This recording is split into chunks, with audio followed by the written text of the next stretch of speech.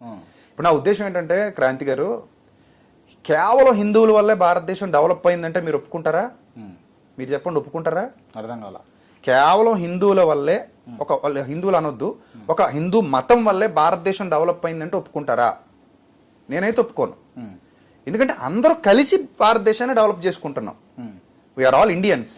మన భారతదేశం బాగుండాలి. డెవలప్మెంట్స్ జరుగుతున్న మధ్యలో ఒక వ్యక్తిని కావాలని టార్గెట్ చేసి, ఒక వ్యవస్థను కావాలని టార్గెట్ చేసి మతంలోకి రండి అని ఇన్వైట్ చేయడం ఒక రకంగా అభివృద్ధి రారు సార్. అలాగా అలా వచ్చేస్తారు సార్, పిచ్చోళ్ళు అయితే వస్తారండి అలాగా. మతంలోకి రండి అంటే ఎందుకు వచ్చేయాలంటే నాకు అర్థం కాదు. ఇప్పుడు నేను అంటాను మిమ్మల్ని మతంలోకి రండి అని, మీరు వచ్చేస్తారా? మీకంటూ సెన్స్ ఉంటుంది కదా. దానివల్ల ఒకవేళ మీరు ఇలా మతంలోకి వచ్చినా మీ అభివృద్ధి ఏమైపోద్ది? నేను మీ మతంలోకి వస్తే మీ అభివృద్ధి ఏమైపోద్ది? నా అభివృద్ధి ఏమైపోద్ది? మతం వ్యక్తిగతం, బతికే బతుకు మామూలు కదా. ఇప్పుడు మీరు మనం ఏం చేసినా కూడా ఏదో ఒకటి వ్యవసాయమో ఇంకోటో నడుస్తుంది కదా. ఇప్పుడు తల్లిదండ్రులు ఇచ్చిన ఆశతో ఏదో నడుస్తుంది. ఓకే. సో మతం వల్ల అభివృద్ధి ఆగిపోద్ది అనేది అబద్ధం. అలాగే మతం వల్ల అభివృద్ధి జరుగుద్ది అనేది కూడా అబద్ధం. ఇప్పుడు మన దేశం ఉంది, ముస్లిమ్స్ ఉన్నారు, చాలా కష్టపడతారు, చాలా ఎఫర్ట్స్ పెడతారు. హిందువులు ఉన్నారు, చాలా మంది గొప్ప గొప్ప వాళ్ళు ఉన్నారు హిందువులు, వాళ్ళు దేశం కోసం చాలా ఎఫర్ట్స్ పెట్టారు, చాలా కష్టపడ్డారు. అలాగే క్రిస్టియన్స్ కూడా ఉన్నారు మన దేశంలో. ఇప్పుడు వాళ్ళందరూ గొప్ప గొప్ప ఎఫర్ట్స్ పెట్టారు, కష్టపడ్డారు, కష్టపడుతూనే ఉన్నారు. సో అందరి వల్ల దేశం అభివృద్ధి చెందుతుంది. నా దృష్టిలో భారతదేశం సమైక్యంగా ఉండాలి, సెక్యులర్గా ఉండాలని నేను ఎందుకంటానంటే, ఒకే మతం 15వ శతాబ్దం లేదా 16వ శతాబ్దం వరకు లేదా పోర్చుగీస్ వాళ్ళు వచ్చేంత వరకు మన భారతదేశంలో ఒకటే మతం ఉంది. ఏ అభివృద్ధి చెందేసింది మన భారతదేశం? అప్పుడు అభివృద్ధి చెందకుండా అడ్డుకున్న వాళ్ళు ఎవరు? అసమానతలు ఎక్కడి నుంచి వచ్చినాయి? సతీ సహగమనం ఉంది మన భారతదేశంలో అప్పటికే. బాల్య వివాహాలు ఉన్నాయి. మొన్న ఎవరో ఆయన పేరేం పేరు బంగారయ్య శర్మ గారికి నేను మాట్లాడుతూ ఆయన, సార్ మీరు తప్పు సార్ మీరు చెప్పేది, సతీ సహగమనం బాల్య వివాహాలు మనవి కావన్నారు, మీరు తప్పు సార్ అని చెప్పి నేను ప్రూఫ్లు ఇచ్చి మరీ మాట్లాడా. మీరు ఆ వీడియో కూడా యూట్యూబ్లో చూడొచ్చు. సో ఉండేవి సార్, మనమే సార్ అవి, మీరు అబద్ధం చెప్పకుండా ఉన్నట్టు మాట్లాడండి సార్ అని చెప్పాను బంగారీ శర్మ గారికి. సో కాబట్టి శూద్రుణ్ణి చాలా హీనంగా చూడడం, ఇప్పటికీ గోళ్లలోకి వెళ్ళనివ్వకపోవటం, ఇలాంటి మూఢాచారాలు మన భారతదేశంలో కూడా ఉండేవి. మనిషిని మనిషిగా చూసేవాళ్ళం కాదు. మన తాత ముత్తాతలు తగలడ్డారు అలాగా. మనం వచ్చాక మనం రియలైజ్ అయ్యాం. మనం ఇప్పుడు అలా చూడట్లా, మనం అందరినీ సమానంగా చూస్తున్నాం, మనిషిని మనిషిగా చూస్తున్నాం.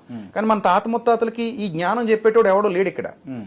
లేక మూతికి ముంత కట్టుకోవాలి, ముడ్డుకి చూపురు కట్టుకోవాలి, ఆ తర్వాత రోడ్ల మీద నడవకూడదు, మా వైపు రాకూడదు, చెప్పులు వేసుకొని తిరగకూడదు, ఇంత హీనంగా చాలా ఉన్నాయి అలాంటివి. వాళ్ళని చంపేసినా తప్పు లేదు, వాడు ఏదైనా చదివితే 4 గోసేయాలి, ఇలాంటి దురాచారాలు ఉండేవి. సో తర్వాత ప్రపంచీకరణ అనేది జరిగిన తర్వాత కదా మనం అందరం అభివృద్ధి చెందాం. ఇప్పుడు ఎక్కడైనా ఏ దేశంలోనైనా కొత్త టెక్నాలజీ వచ్చిందంటే మనం అడాప్ట్ చేసేసుకుంటున్నాం. సో అందరి వల్ల ఈ దేశం అభివృద్ధి చెందుతుంది తప్ప ఒక మతం వల్ల ఎప్పుడు దేశాలు అభివృద్ధి చెందవు. అది నా ఉద్దేశం. అందుకే సెక్యులర్ అని ఎందుకంటానంటే, బౌద్ధం మన దేశాందే, మరి సిక్కులు మన దేశస్తులే, జైనులు మన దేశస్తులే. అలాగే హైందవ్యంలో కూడా వైష్ణవులు శైవులు వేరువేరు ఉండేవారు. వాళ్ళిద్దరికి పడేది కదా. మీరు దశావతారం సినిమా చూస్తే మీకు అర్థమైపోద్ది కదా, అది ఒరిజినల్ అది. సో వాళ్ళిద్దరికి ఇప్పటికీ పడదు. పైకి ఒకవేళ మాట్లాడుకున్నట్టు నటించినా అది వేరు, రెండు వేరు వేరు. వాళ్ళని వీళ్ళు ఒప్పుకోరు, వీళ్ళని వాళ్ళు ఒప్పుకోరు. శైవాన్ని వైష్ణవం ఒప్పుకోదు, వైష్ణవాన్ని శైవం ఒప్పుకోదు. అలాగా ఒకవేళ మొత్తం భారతదేశం అంతా ఒకటే మతం ఉన్నా మళ్ళీ ఇది ఇలాంటివి వస్తాయి. మళ్ళీ శైవం వైష్ణవం అంటారు. మళ్ళీ అంతెందుకు, మన సాయిబాబాని ఆరాధించే వాళ్ళు మన హైందవ సోదరులు. మా ఊళ్ళో మంచి గుడి ఉంది. మా ఊళ్ళో గుడికి మా హిందూ సోదరులు అందరూ, మా బంధువులు అందరూ సాయిబాబా గుడికి వెళ్తారు. ఈ మధ్యకాలంలో ఈ దరిద్రాన్ని బయటికి తీసుకురాలేదా? సాయిబాబా మనోడు కాదు, అతన్ని వెలేయాలి, తిట్టాలి, తిమ్మాలని రకరకాలు మాట్లాడుతున్నారు. సాయిబాబా మన దేశంలో పుట్టినోడే కదా, మన దేశంలో భారతీయుడు అతను కాదా, పరాయి దేశం నుంచి వచ్చినోడు కాదు కదా, భారతీయుడు. ఓ భారతీయుడు ఆరాధిస్తుంటేనే మన వాళ్ళకి నచ్చట్లా కదా. కాబట్టి సెక్యులర్ అనేది మంచిది, తప్పు కాదు అది. లేదు మొత్తం మేమే ఉంటాం, ఏం ఉద్ధరిస్తావు చెప్పు అని అడగాలి ఇలాంటి వాళ్ళని, మతోన్మాదుల్ని. చాలా మంది హిందువులు సెక్యులర్కి సపోర్ట్ చేస్తారు, నిజమైన హిందువులు.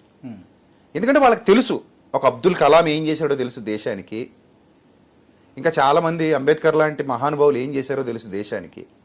సో కాబట్టి వాళ్ళకి అర్థమైంది కాబట్టి వాళ్ళు అలా ఉంటారు. అది నా అభిప్రాయం. ఆమె సెక్యులర్.